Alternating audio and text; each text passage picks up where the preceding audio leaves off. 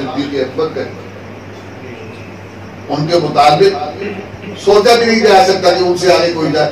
وہ صدیق جن کی 3 دن اور 3 راتوں کے مطابق خود عمر یہ کہہ رہے ہیں کہ اگر یہ 3 دن اور 3 جو نبی کے ساتھ ہجرت میں گزرے ہیں، یہ اگر غار کے وہ دن مجھے دے کر میری زندگی بھر کی تمام اچھائیاں اور نیکیاں لے لے تو مجھے یہ سودا مہنگا نہیں لگا۔ تو کیسے اس شخص سے بڑھ سکتا ہے کوئی اور؟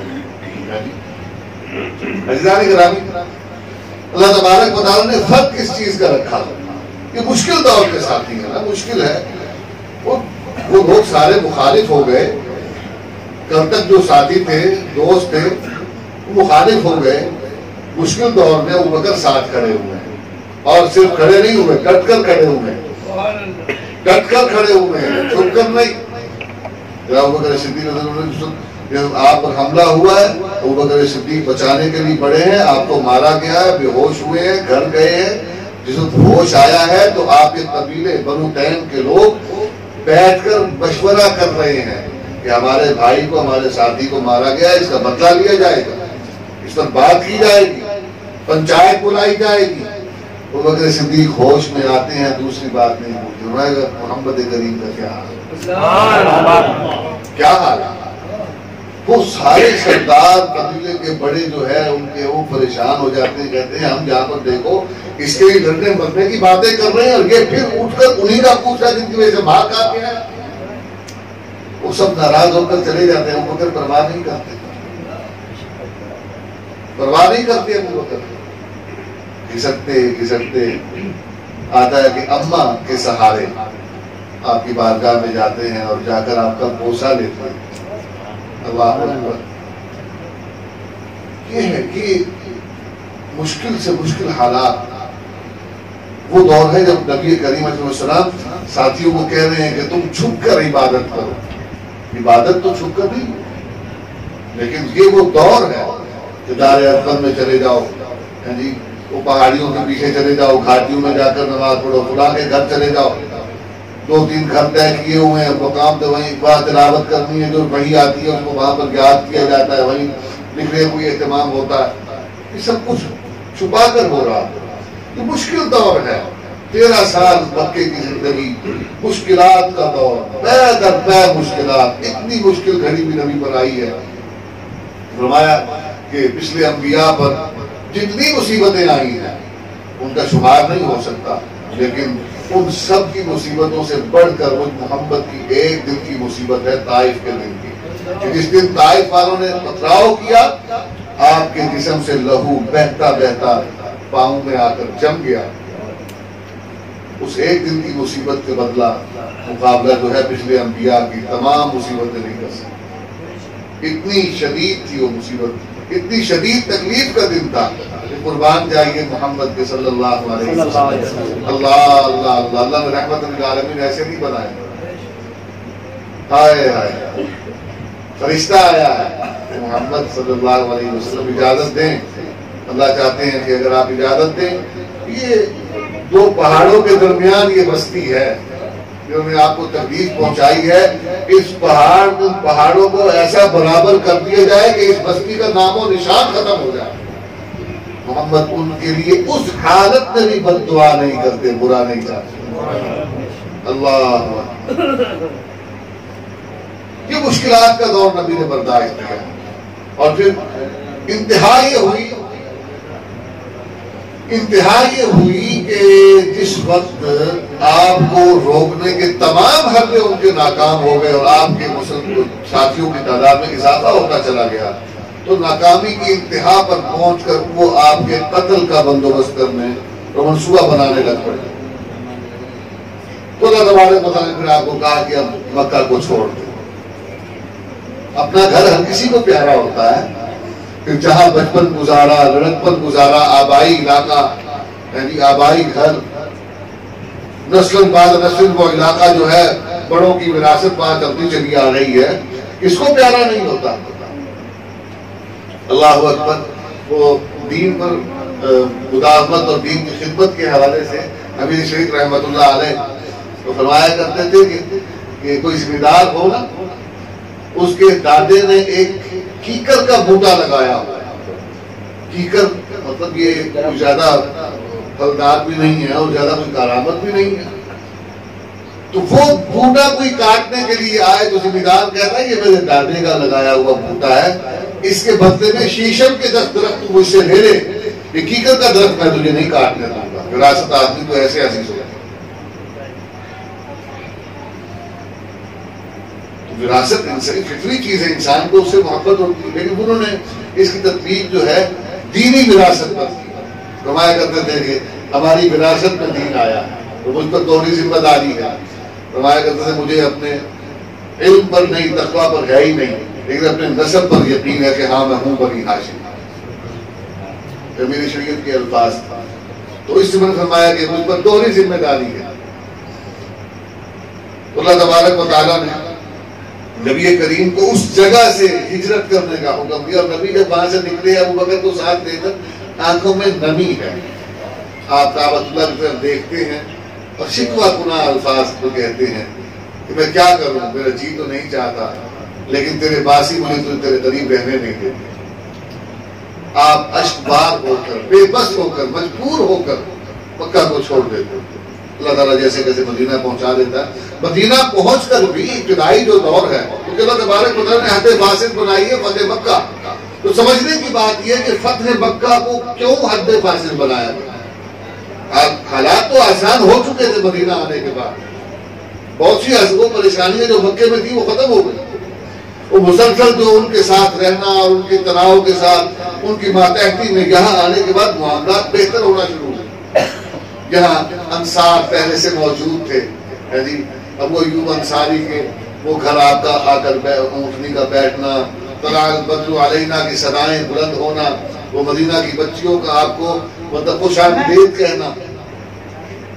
اسی طرح وہاں پر مواخات کا قائم ہونا، بڑے بڑے مہاجر صحابہ کا انصار صحابی کے ساتھ بھائی چارہ قائم کروانا. ایک معاشرہ وہاں پر ایسا تشکیل پانے لگا کہ جس میں مسلمان با اختیار ہو رہے. اچھا ضمن ایک بات آ گئی، یہ بھی ضروری ہے، میں عرض کرتا چلنا. قرآن مجید فرقان حمید نے خاص موقع پر ایک آیت مبارکہ نازل فرمائی. اعوذ باللہ من الشیطان الرجیم واعتصموا بحبل اللہ جميعا ولا تفرقوا. آگے کیا ہے؟ آگے کیا ہے؟ وَاذْكُرُوا نِعْمَةَ اللَّهِ عَلَيْكُمْ إِذْ كُنْتُمْ أَعْدَاءً فَأَلَّفَ بَيْنَ قُلُوبِكُمْ فَأَصْبَحْتُمْ بِنِعْمَتِهِ إِخْوَانًا. اب یہ بھائی چارے یہاں پر ذکر کیا جا رہا ہے نا، یہ وہ مواخات نہیں ہے جو انصار اور مہاجرین کے درمیان ہوا. یہ اشارہ اور طرف ہے. عربوں میں جس طرح قبائل ہوتے ہیں، مدینہ میں بھی قبائل تھے، اوس اور خزرج. یہ مدینہ جو پرانی مدینہ کی آبادی ہے، وسطی درمیانی آبادی میں یہ دو قبائل اوس اور خزرج آباد تھے، اور ان دو کے درمیان زمانہ جاہلیت سے آپس میں دشمنی اور جنگیں تھیں. وسطی آبادی یہ تھی، اور مدینہ کے اطراف میں جو لوگ اب آج بھی گئے ہیں تو وہ پہاڑیاں شاید اب بھی موجود ہیں. تو وہ اطراف کی جو آبادی تھی وہ ساری یہودیوں کی تھی، جن کو بعد میں نکالا گیا مدینہ سے. وہ بھی شوق مدینہ جو ہے اس کی خلاف ورزی کی وجہ سے وہ ان کے ساتھ معاہدے ہوئے تھے، اس کی خلاف ورزی پر پھر یہودیوں کو وہاں سے نکالا گیا. تو اب جب ان کا آپس میں اختلاف تھا تو اختلاف کی وجہ سے جھگڑے ہوتے، لڑائیاں ہوتی تھیں. تو لڑائی میں اسلحہ استعمال ہوتا ہے. تو اسلحہ یہ خود نہیں بناتے تھے، اسلحہ بناتے تھے وہ یہودی. تو ان سے وہ اسلحہ خریدتے تھے، تو ان کا کاروبار تھا اسلحہ. اچھا جب لڑائی ہوتی ہے تو لڑائی ہونے پر کاروبار انسان نہیں کر سکتا، امن نہیں ہوتا. امن نہیں ہوتا تو معاشی حالات خراب ہوتے ہیں. ایسے ہی ہوتا ہے نا. یہ میں ضمنی بات کر رہا ہوں، میں واپس اپنے موضوع پر آؤں گا. جب امن نہیں ہوگا تو حالات خراب ہوتے ہیں، معاشی معاملات بہتر نہیں ہوتے، کاروبار نہیں چلتا، لوگ گھر سے باہر نہیں نکلتے.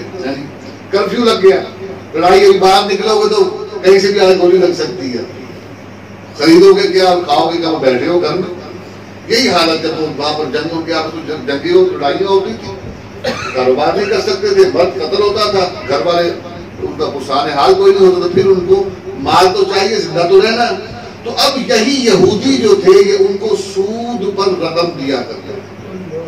پہلے لڑائی کے لیے اسلحہ بیچنا اور پھر جب لڑنے کے بعد ان کی معاشی حالت تباہ ہو جانی، پھر انہوں نے ان کو سود پر قرضہ دینا.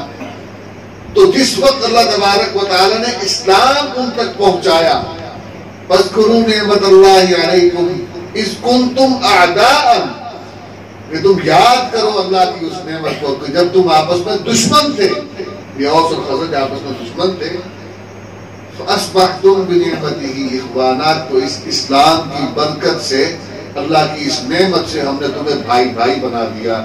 ان کا آپسی جھگڑا جو تھا اللہ تعالیٰ نے وہ ختم کروا دیا. یہ مسلمان ہو گئے اور ایک دوسرے کے بھائی بھائی بن گئے. انہیں اس بارے ڈرتے تھے کہ تو اب ان کے مسلمان ہونے سے ان کے درمیان جو جنگیں تھیں وہ ختم ہو گئی. اب ان جنگوں کے ختم ہونے سے نقصان کسے ہوا؟ کسے ہوا؟ اس کا اسلحہ بکنا بند ہو گیا. اسلحہ بکنا بند ہو گیا، یہ خود کاروبار کرنے لگ گئے، اور مہاجرین کے آ جانے کے بعد کاروبار میں اضافہ ہو گیا، منڈی میں اضافہ ہو گیا، کھپت جو ہے وہ بھی بڑھ گئی، اور رسد جو ہے، طلب اور رسد دونوں چیزوں میں اضافہ ہو گیا.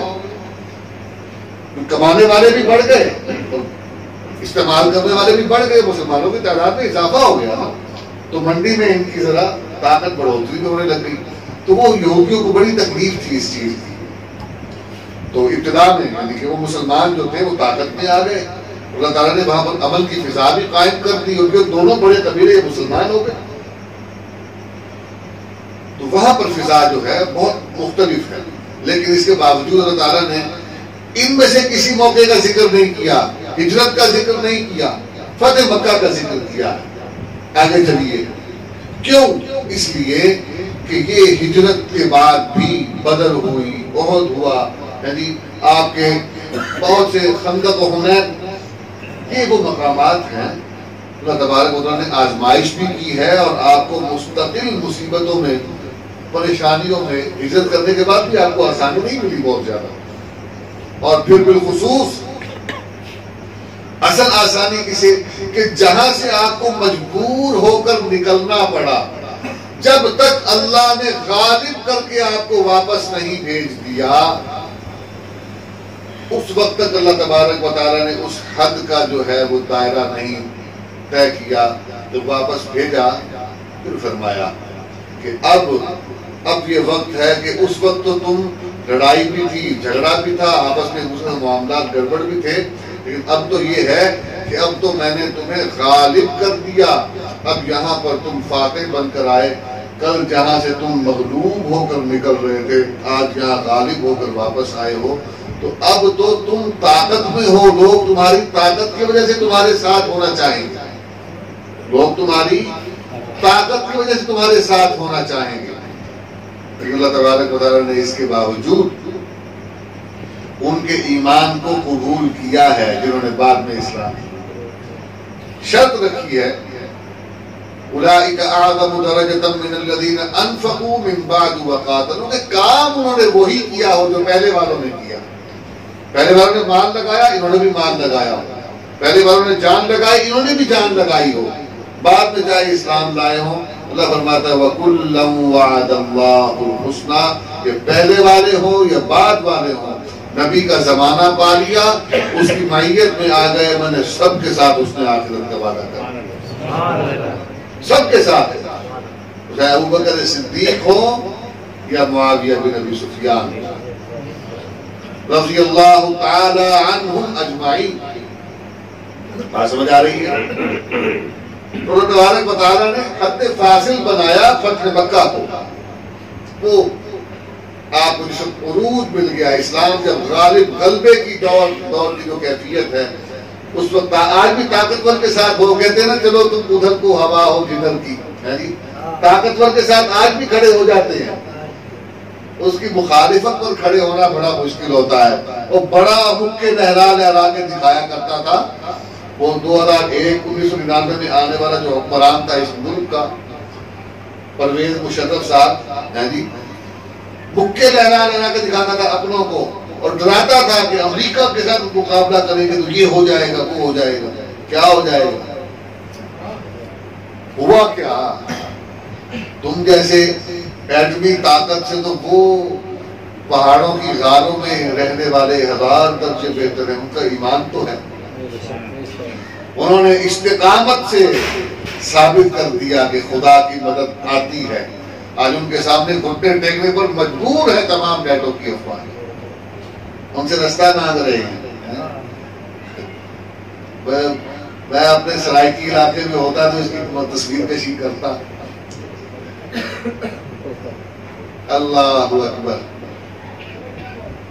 تو بابو طاقتور کی مخالفت پہ کھڑا ہونا بڑا مشکل ہے. اس وقت جب ابو بکر ساتھ کھڑے ہیں تب تو کفر سارا طاقت میں ہے. آج وہی مشرکین مکہ جو ہے مغلوب ہو گئے ہیں. اکرمہ بن ابی جہل کا اسلام بھی قبول کر لیا، ابو سفیان کا بھی قبول کر لیا. بعض لوگوں کو بڑی تکلیف ہوتی ہے، وہ کہتے ہیں جی مجبوری میں اسلام لائے ہیں. مجبوری میں میں مجبور ہوں کیونکہ اس سے بہتر ترجمانی کسی اور زبان میں نہیں ہوتی. اور دھوڈا بولوا یہ اب سرائکی بولنے والے سمجھ سکتے ہیں. اگر مجبوری میں اسلام قبول ہو سکتا تو یہ لا اکراہ فی الدین کا کیا ترجمہ ہے؟ اور یہ آیت فتح مکہ سے بہت پہلے نازل ہو چکی ہے. بہت پہلے. یہی اوس اور خزرج والے یہ نبی کریم سے اجازت مانگتے تھے، یا رسول اللہ ہمیں اجازت دیں کہ ہمارے جو بھائی ابھی تک اسلام انہوں نے قبول نہیں کیا، ہمارے بیٹے ہیں، عزیز ہیں، ہم ان کی آخرت سے ان کو بچانے کے لیے، ان کے انجام بد سے ان کو بچانے کے لیے ہم زبردستی انہیں کلمہ پڑھا دیں. اللہ کے نبی نے خود کوئی جواب نہیں دیا. اللہ نے وحی نازل فرمائی لا اکراہ فی الدین قد تبین الرشد من الغی. جب حق اور باطل کے درمیان اتنا واضح فرق دکھا دیا گیا ہو، اتنی واضح نشانیاں بتا دی گئی ہوں، اب کسی کو زبردستی کلمہ نہیں پڑھایا جائے گا. جس نے آنا ہے اس دائرے میں اپنی مرضی سے آئے. یہ من مرضی کا سودا ہے. اور وہ اللہ جس کو عبداللہ ابن ابی کے دل کی حالت کا پتہ ہے، اور وہ نبی کے جنازہ پڑھانے کے بعد بھی کہتا ہے کہ اگر 70 بار بھی میرے حبیب کو اس کے لیے بخشش کی دعا کر، میں اس کو معاف نہیں کروں گا. کیا وہ اللہ ابو سفیان اور معاویہ کے دل کا حال نہیں جانتا؟ ان کے مطابق نہیں کہہ سکتا؟ عبداللہ ابن ابی کے متعلق کہہ سکتا ہے اللہ، اور کسی کے متعلق اللہ، بلکہ وہاں اللہ تعالیٰ نے آنکھیں بند کر لی، معاذ اللہ ثم معاذ اللہ. دراصل تکلیف جنہیں ہے جس وجہ سے ہے وہ ہم جانتے ہیں. ہاں، اور ان کی تکلیف جو ہے وہ ختم ہو نہیں سکتی. واپس موضوع کی طرف آئیں. اللہ کیا فرماتا ہے؟ یہ پہلے والے ہو فتح مکہ سے، یہ بعد والے ہو. نشانیاں کیا ہے؟ اشداء علی الکفار. پہلی چیز، پہلی نشانی موجودہ دور کی زبان میں، عصر حاضر کے دانشوروں اور فلسفیوں کی زبان میں اللہ کہتا ہے کہ صحابہ میرے نبی کے ساتھی، حق کے ساتھی، ان کی نشانی یہ ہے کہ یہ شدت پسند ہوتے ہیں. کیا ہوتے ہیں؟ اشداء علی الکفار. یہ شدت پسند ہوتے ہیں. ہمارا مولوی بیچارہ ایسی کرتا رہتا ہے، شدت پسند نہ کہہ دے، دہشت گرد نہ کہہ دے. ابا جی رحمۃ اللہ فرمایا کرتے تھے کہ اگر کافر مسلمان سے نہیں ڈرے گا اور مسلمان بھی ایسے سے نہیں ڈرے گا تو کیا نور جہاں سے ڈرے گا؟ کافر کفر کا نمائندہ ہے، تم اسلام کے نمائندے ہو. دو نظاموں کی، دو تہذیبوں کی، دو گروہوں کی ایک مخالفت ہے آپس میں ایک دوسرے سے.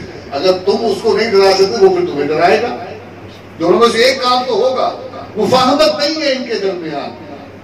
ان کے درمیان کسی صورت میں، کسی لمحے میں، کسی گوشے میں مفاہمت کا تصور ہی خدا نے نہیں بتایا. یہاں تو مزاحمت ہے، مزاحمت ہے. تعاونوا علی البر والتقوی ولا تعاونوا علی الاثم والعدوان. عدم تعاون کی فضا پیدا کرنا ہے. اس میں اپنے اسباب کو بروئے کار لاؤ، جس طرح بھی ہو سکتا ہے کرو. تعاون نہیں ہے، مفاہمت نہیں ہے. نبی کریم نے کہیں یہ نہیں کہا اچھا چلو کچھ تمہاری مان لیتے ہیں کچھ تم ہماری مان لو. یہ وہ کہتے تھے، وہ کہتے تھے اچھا کچھ ہماری مان لو، کچھ تھوڑی سی جو تم کہتے ہو نا اس میں ترمیم کر لو. نہیں، نبی اپنی بات پر قائم رہے، ڈٹے رہے مضبوطی کے ساتھ. تو اللہ تبارک و تعالیٰ نے شدت پسندی، بنیاد پرستی، یعنی فنڈامنٹلسٹ ہے جی، یہ فنڈامنٹلسٹ مرعوب کرنے کی کوشش کرتے ہیں مولوی کو. فنڈامنٹلسٹ پتہ نہیں کہ آسمان سے اتری ہوئی بلائیں اس کا نام لے رہے ہیں، پریشان ہو جاتے ہیں بیچارے. کوئی پریشان ہونے کی ضرورت نہیں ہے بابو. بنیاد پرست، بنیاد جس کی ہوتی ہے وہی بنیاد پرست ہوتا ہے. بے بنیادیں تو بیچارے کس کی پرستش کرے رہے، پیچھے ہے ہی کچھ نہیں. وہ گھوم کے پیچھے جو دیکھتے ہیں تو سناٹا نظر آتا ہے، دور دور تک کوئی بنیاد ہی نظر نہیں آتی. ہماری بنیاد تو ہے نا. ہاں، قرآن ہماری بنیاد. ہم قرآن کو چھوڑ دیں تو ہمارے پلے کچھ نہیں بچتا. ہم بنیاد پرست ہیں اور اس پر فخر کرتے ہیں. ہاں،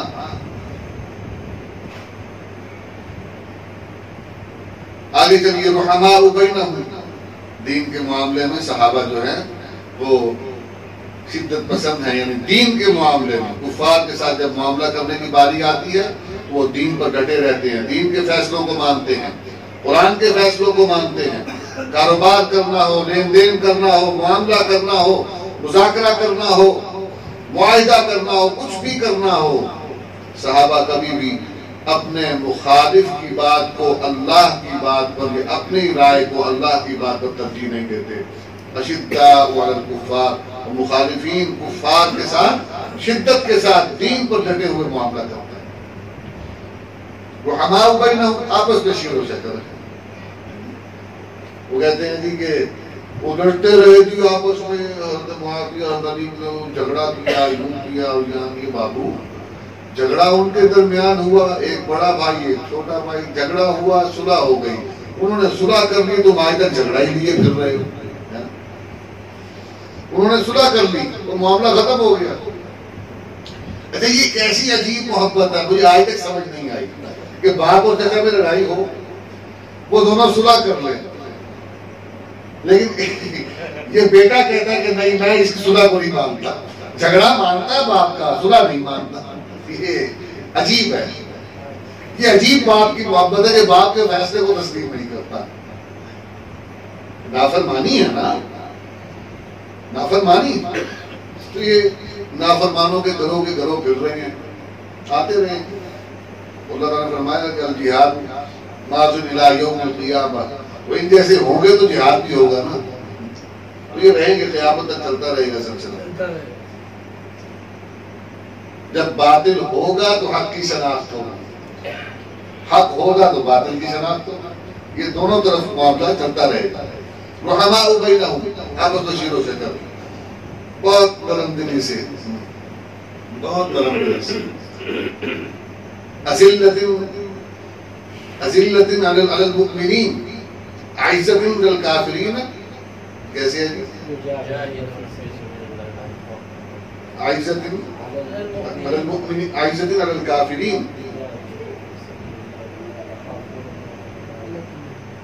اذلۃ علی المؤمنین اعزۃ علی الکافرین.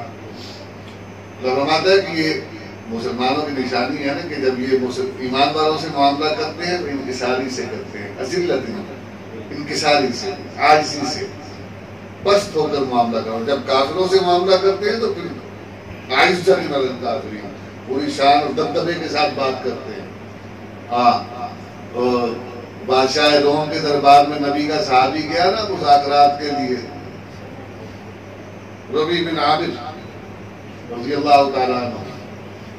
تو گھوڑے کی ننگی پشت پر بیٹھے ہوئے ہیں اور تلوار یا نیزہ جو ہے وہ ہاتھ میں ہے، کپڑے پھٹے ہوئے ہیں، جوتی گھر سے ہٹی ہوئی ہے، میدان جہاد سے آ رہا ہے نا.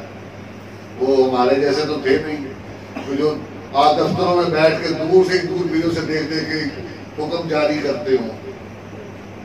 وہ خود میدان میں نبی کا صحابی بڑھ کے مذاکرات کی پیشکش ہوئی. آگے مذاکرات کا انتخاب ہوا تو وہ جب بات کرنے کے لیے آئے تو سارے حیران کھڑے ہیں کہ یہ شاہ وقت سے مذاکرات کے لیے آیا ہے، اس کو دربار کے آداب کا نہیں پتا، نہ اس کے کپڑے ویسے ہیں، پسینے کی بوجھ سے آ رہی ہے، پاؤں سارے جو ہے مٹی سے ہٹے ہوئے ہیں، اور تلوار کا نیزہ جو ہے ہاتھ میں پکڑا وہ بھی ٹوٹا ہوا، اور اس انداز میں لے کر آئے ہیں کہ وہ جو شاہی دربار کی جو قالین ہے اس پر وہ تلوار گھسٹتی ہوئی آ رہی ہے، لکیر ڈال دی اس کے اندر، یعنی اس کی ساری ضرورت کو جو خاک میں ملا دیا ایک لمحے میں. یہ ایک جیسچر ہوتا ہے نا، ایک پیغام ہوتا ہے اپنے عمل سے، اپنی باڈی لینگویج سے انہوں نے ایک پیغام دیا کہ میں تمہاری یہ اوقات سمجھتا ہوں، تو میرے نزدیک کوئی اہمیت نہیں رکھتے. یہ ہے نبی کا صحابی، عزت من الکافر. اللہ اکبر کبیرہ. رحماء بینہم، آپس میں شیر و شکر، جھگڑا کبھی ہو بھی جائے تو درگزر کرتے ہیں، حق ہو بھی صحیح تو چھوڑ دیتے ہیں بھائی کے. تراہم رکعا سجدا یبتغون فضلا من اللہ ورضوانا. دنیا میں اور دین کے معاملات میں یہ اللہ کے فضل کے متلاشی ہیں، اسی کی رضا چاہتے ہیں، اپنی خواہشات کے لیے کچھ نہیں کرتے، اپنی مرضی کے لیے نہیں کرتے، اللہ کی رضا کے لیے کرتے. ذالک مثلہم فی التوراۃ ومثلہم فی الانجیل. جو پہلی نشانیاں ہیں نا، مثلہم فی التوراۃ، تورات کے اندر. انجیل میں اللہ کیا کہتا ہے؟ کزرع اخرج شطأہ فآزرہ فاستغلظ فاستوى علی سوقہ یعجب الزراع لیغیظ بہم الکفار. یا باری تعالیٰ، یہ عجیب معاملہ ہے. ابھی تو حق والوں کی اور حق کے ساتھ جو وابستہ ہیں ان کی نشانیاں بیان فرما رہا تھا کہ اچانک بیچ میں باغبانی اور کاشتکاری کہاں سے آ گئی؟ کزرع اخرج شطأہ فآزرہ فاستغلظ فاستوى، کہ جیسے ایک کاشتکار جو ہے وہ محنت کرتا ہے، پانی ڈالتا ہے، زمین کو نرم کرتا ہے، بیج بوتا ہے، پھر اس کی